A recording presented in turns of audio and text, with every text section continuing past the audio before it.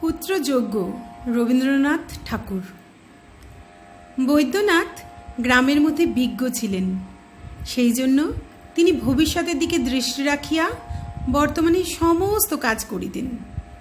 যখন বিবাহ করিলেন তখন তিনি বর্তমান নববধূর অপেক্ষা ভাবী নবকুমারের মুখ স্পষ্টতর রূপে দেখিতে পাইয়াছিলেন। শুভ দৃষ্টির সময় এতটা দূরদৃষ্টি প্রায় দেখাই যায় না। তিনি পাকা লোক ছিলেন, সেই জন্য প্রেমের চেয়ে পিণ্ডটাকেই অধিক বুঝিতেন এবং পুত্রার্থে ক্রিয়তে ভার্যা এই মর্মে তিনি বিনোদাকে বিবাহ করিয়াছিলেন। কিন্তু এই সংসারে বিজ্ঞ লোকেও ঠকে। যৌবন প্রাপ্ত হইয়াও যখন বিনোদিনী তাহার সর্বপ্রধান কর্তব্যটি পালন করিল না, তখন পুণ্যাম নরকের দ্বার খোলা দেখিয়া বৈদ্যনাথ বড় চিন্তিত হইলেন। মৃত্যুর পরে তাহার বিপুল ঐশ্বর্যই বা কে ভোগ করিবে, এই ভাবনায় মৃত্যুর পূর্বেই তিনি সেই ঐশ্বর্য ভোগ করিতে এক প্রকার বিমুখ হইলেন। পূর্বেই বলিয়াছি, বর্তমানের অপেক্ষা ভবিষ্যৎটাকেই তিনি সত্য বলিয়া জানিতেন। কিন্তু যুবতী বিনোদিনীর নিকট হঠাৎ এতটা প্রাজ্ঞতা প্রত্যাশা করা যায় না। সে বেচারার দুর্মূল্য বর্তমান, তাহার নববিকশিত যৌবন বিনা প্রেমে বিফলে অতিবাহিত হইয়া যায়। এইটাই তাহার পক্ষে সবচেয়ে শোচনীয় ছিল। পারলৌকিক পিণ্ডের ক্ষুধাটা সে ইহলৌকিক চিত্ত ক্ষুধা দাহে একেবারেই ভুলিয়া বসিয়াছিল। মনুর পবিত্র বিধান এবং বৈদ্যনাথের আধ্যাত্মিক ব্যাখ্যায় তাহার বুভুক্ষিত হৃদয়ের তিল মাত্র তৃপ্ত হইল না। যে যাহাই বলুক, এই বয়সটাতে ভালোবাসা দেওয়া এবং ভালোবাসা পাওয়াই রমণীর সকল সুখ এবং সকল কর্তব্যের চেয়ে স্বভাবত বেশি মনে হয়। কিন্তু বিনোদার ভাগ্যে নবপ্রেমের বর্ষাবাড়ি সিঞ্চনের বদলে স্বামীর, পিসি শাশুড়ির এবং অন্যান্য গুরু ও গুরুতর লোকের সমুচ্চ আকাশ হইতে তর্জন গর্জনের শিলাবৃষ্টির ব্যবস্থা হইল। সকলেই তাহাকে বন্ধা বলিয়া অপরাধী করিত। একটা ফুলের চারাকে আলোক এবং বাতাস হইতে রুদ্ধ ঘরে রাখিলে তাহার যেরূপ অবস্থা হয়, বিনোদার বঞ্চিত যৌবনের সেই রূপ অবস্থা ঘটিয়াছিল। সদা সর্বদা এই সকল চাপাচুপি বকাবকির মধ্যে থাকিতে না পারিয়া যখন সে কুসুমের বাড়িতে তাস খেলিতে যাইত, সেই সময়টা তাহার বড় ভালো লাগিত।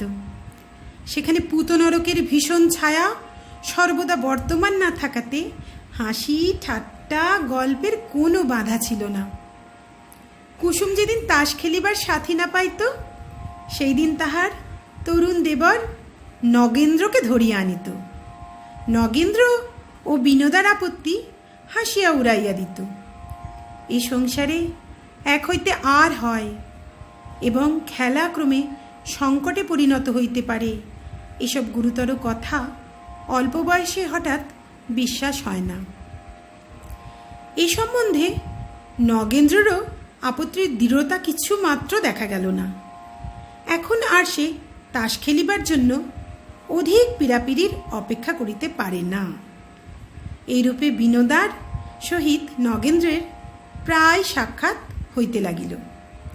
নগেন্দ্র যখন তাস খেলিতে বসিত, তখন তাসের অপেক্ষা সজীবতর পদার্থের প্রতি তার নয়ন মন পড়িয়া থাকিতে খেলায় প্রায় হারিতে লাগিল। পরাজয়ের প্রকৃত কারণ বুঝিতে কুসুম এবং বিনোদার কাহারও বাকি রহিল না। পূর্বেই বলিয়াছি, কর্মফলের গুরুত্ব বোঝা অল্প বয়সের কর্ম নহে। কুসুম মনে করিত এ একটা মজা হইতেছে এবং মজাটা ক্রমে 16 আনায় সম্পূর্ণ হইয়া ওঠে, ইহাতে তাহার একটা আগ্রহ ছিল। ভালোবাসার নবাঙ্কুরে গোপনে জল সিঞ্চন তরুণীদের পক্ষে বড় কৌতুকের। বিনোদারও মন্দ লাগিল না। হৃদয় জয়ের সুতীক্ষ্ণ ক্ষমতাটা একজন পুরুষ মানুষের উপর শানিত করিবার ইচ্ছা অন্যায় হইতে পারে, কিন্তু নিতান্ত অস্বাভাবিক নহে। এইরূপে তাসের হারজিত ও ছক্কা পাঞ্জার পুনঃ পুনঃ আবর্তনের মধ্যে কোনো এক সময়ে দুইটি খেলোয়াড় মনে মনে মিল হইয়া গেল। অন্তর্যামী ব্যতীত আর একজন খেলোয়াড় তাহা দেখিল এবং আমোদ বোধ করিল। একদিন দুপুরবেলায় বিনোদা, কুসুম ও নগেন্দ্র তাস খেলিতেছিল। কিছুক্ষণ পরে কুসুম তাহার রুগ্ন শিশুর কান্না শুনিয়া উঠিয়া গেল। নগেন্দ্র বিনোদার সহিত গল্প করিতে লাগিল, কিন্তু কি গল্প করিতেছে তাহা নিজেই বুঝিতে পারিতেছিল না।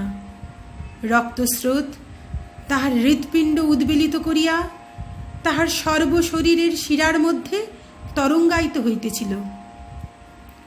হঠাৎ একসময় তাহার উদ্যম যৌবন বিনয়ের সমস্ত বাঁধ ভাঙিয়া ফেলিল। হঠাৎ বিনোদার হাত দুটি চাপিয়া ধরিয়া সবলে তাহাকে টানিয়া লইয়া চুম্বন করিল।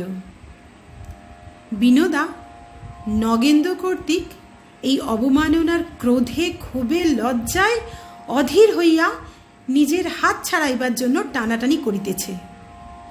এমন সময় তাহাদের দৃষ্টিগোচর হইল ঘরে তৃতীয় ব্যক্তির আগমন হইয়াছে। নগেন্দ্র নত মুখে ঘর হইতে বাহির হইবার পথ অন্বেষণ করিতে লাগিল। পরিচারিকা গম্ভীর স্বরে কহিল, বউ ঠাকুরন, তোমাকে পিসিমা ডাকছেন। বিনোদা ছলছল চক্ষে নগেন্দ্রের প্রতি বিদ্যুৎ কটাক্ষ বর্ষণ করিয়া দাসীর সহিত চলিয়া গেল। পরিচারিকা যেটুকু দেখিয়াছিল তাহাকে রস্য এবং জানা দেখিয়াছিল তাহাকে সুদীর্ঘতর করিয়া বৈদ্যনাথের অন্তঃপুরে একটা ঝড় তুলিয়া দিল। বিনোদার কি দশা হইল সে কথা বর্ণনার অপেক্ষা কল্পনা সহজ। সে যে কত দূর নিরাপরাধ কাহাকেও বুঝাইতে চেষ্টা করিল না, নত মুখে সমস্ত সহিয়া গেল। বৈদ্যনাথ আপন ভাবী পিণ্ডদাতার আবির্ভাব সম্ভাবনা অত্যন্ত সংশয়াচ্ছন্ন জ্ঞান করিয়া বিনোদাকে কহিল, কলঙ্কিনী, তুই আমার ঘর হইতে দূর হইয়া যা। বিনোদা শয়নকক্ষের দ্বার রোধ করিয়া বিছানায় শুইয়া পড়িল। তাহার অশ্রুহীন চক্ষু মধ্যাহ্নের মরুভূমির মতো জ্বলিতেছিল। যখন সন্ধ্যার অন্ধকার ঘনীভূত হইয়া বাহিরের বাগানে কাকের ডাক থামিয়া গেল, তখন নক্ষত্র খচিত শান্ত আকাশের দিকে চাহিয়া তাহার বাপ মায়ের কথা মনে পড়িল এবং তখন দুই গণ্ড দিয়া অশ্রু বিগলিত হইয়া পড়িতে লাগিল। সেই রাত্রে বিনোদা স্বামী গৃহ ত্যাগ করিয়া গেল। কেহ তাহার খোঁজও করিল না। তখন বিনোদা জানিত না যে প্রজনার্থং মহাভাগা, স্ত্রী জন্মের মহাভাগ্য সে লাভ করিয়াছে। তাহার স্বামীর পরলৌকিক সদ্গতি তাহার গর্ভে আশ্রয় গ্রহণ করিয়াছে। এই ঘটনার পর 10 বৎসর অতীত হইয়া গেল। ইতিমধ্যে বৈদ্যনাথের বৈষয়িক অবস্থার প্রচুর উন্নতি হয়েছে। এখন তিনি পল্লীগ্রাম ছাড়িয়া কলকাতার বৃহৎ বাড়ি কিনিয়া বসবাস করিতেছেন। কিন্তু তাহার বিষয় যতই বৃদ্ধি হইল, বিষয়ের উত্তরাধিকারীর জন্য প্রাণ ততই ব্যাকুল হইয়া উঠিতে লাগিল। পরে পরে 2 বার বিবাহ করিলেন। তাহাতে পুত্র না জন্মিয়া কেবল কলহ জন্মিতে লাগিল। দৈবজ্ঞ পণ্ডিতে, সন্ন্যাসী অবধূতে ঘর ভরিয়া গেল। শিকড়, মাদুলি, জলপরা এবং পেটেন্ট ঔষধের বর্ষণ হইতে লাগিল। কালীঘাটে যত ছাগ শিশু মরিল, তাহার অস্থি স্তূপে তৈমুরলঙ্গের কঙ্কাল জয়স্তম্ভ ধিক্কৃত হইতে পারিত।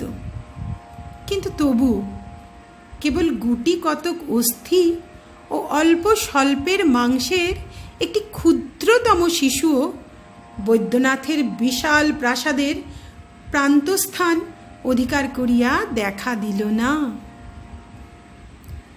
তাহার অবর্তমানে পরের ছেলে কে তাহার অন্ন খাইবে, ইহাই ভাবিয়া অন্নে তাহার অরুচি জন্মিল। বৈদ্যনাথ আরও একটু স্ত্রী বিবাহ করিলেন, কারণ সংসারে আশারও অন্ত নাই, কন্যাদায়গ্রস্থের কন্যারও শেষ নাই। দৈবজ্ঞরা কোষ্ঠী দেখিয়া বলিল, ওই কন্যার পুত্রস্থানে যেরূপ শুভযোগ দেখা যাইতেছে, তাহাতে বৈদ্যনাথের ঘরে প্রজাবৃদ্ধির আর বিলম্ব নাই। তাহার পরে 6 বৎসর অতীত হইয়া গেল, তথাপি পুত্রস্থানের শুভযোগ আলস্য পরিত্যাগ করিলেন না। বৈদ্যনাথ নৈরাশ্যে অবনত হইয়া পড়িলেন। অবশেষে শাস্ত্রজ্ঞ পণ্ডিতের পরামর্শে একটা প্রচুর ব্যয়সাধ্য যজ্ঞের আয়োজন করিলেন। তাহাতে বহুকাল ধরিয়া বহু ব্রাহ্মণেরা সেবা করিতে লাগিলেন। এদিকে তখন দেশব্যাপী দুর্ভিক্ষে বঙ্গ, বিহার, উড়িষ্যা চর্ম অস্থিসার হইয়া উঠিয়াছে। বৈদ্যনাথ যখন অন্নের মধ্যে বসিয়া ভাবিতেছে, আমার অন্ন কে খাইবে, তখন সমস্ত উপবাসী দেশ আপন রিক্ত স্থালির দিকে চাহিয়া ভাবিতেছে, কি খাইব। ঠিক সেই সময়ে 4 মাস কাল ধরিয়া বৈদ্যনাথের চতুর্থ সহধর্মিণী 100 ব্রাহ্মণের পাদদক পান করিতেছিলেন, এবং 100 ব্রাহ্মণ প্রাতে প্রচুর অন্ন এবং সায়াহ্নে অপর্যাপ্ত পরিমাণে জলপান খাইয়া খুরি, সরা, ভার এবং দধিঘৃতলিপ্ত কলার পাতাতে মিউনিসিপ্যালিটির আবর্জনা শকট পরিপূর্ণ করিয়া তুলিতেছিলেন। অন্নের গন্ধে দুর্ভিক্ষ কাতর বুভুক্ষুগণ দলে দলে দ্বারে সমাগত হইতে লাগিল। তাহাদিগকে সর্বদা খেদাইয়া রাখিবার জন্য অতিরিক্ত দ্বারী নিযুক্ত হইল। একদিন প্রাতে বৈদ্যনাথের মার্বেল মণ্ডিত দালানে একটি স্থূলদর সন্ন্যাসী 2 সের মোহনভোগ এবং 1.5 সের দুগ্ধ সেবায় নিযুক্ত আছেন। বৈদ্যনাথ গায়ে একখানি চাদর দিয়া জোর করে একান্ত বিনীতভাবে ভূতলে বসিয়া ভক্তি ভরে পবিত্র ভোজন ব্যাপার নিরীক্ষণ করিতেছিলেন। এমন সময় কোনো মতে দাড়িদের দৃষ্টি এড়াইয়া জীর্ণ দেহে বালক সহিত একটি অতি শীর্ণকায়া রমণী গৃহে প্রবেশ করিয়া ক্ষীণ স্বরে কহিল, বাবু, 2টি খেতে দাও। বৈদ্যনাথ শশব ব্যস্ত হইয়া চিৎকার করিয়া উঠিলেন, গুরুদয়াল, গুরুদয়াল। গতিক মন্দ বুঝিয়া স্ত্রীলোকটি অতি করুণ স্বরে কহিল, ওগো, এই ছেলেটিকে 2টি খেতে দাও, আমি কিছু চাহিনে। গুরুদয়াল আসিয়া বালক ও তাহার মাতাকে তাড়াইয়া দিল। সেই ক্ষুধাতুর নিরন্ন বালকটি বৈদ্যনাথের একমাত্র পুত্র। 100 পরিপুষ্ট ব্রাহ্মণ এবং 3 জন বলিষ্ঠ সন্ন্যাসী বৈদ্যনাথকে পুত্রপ্রাপ্তির দুরাশায় প্রলুব্ধ করিয়া তাহার অন্ন খাইতে লাগিল।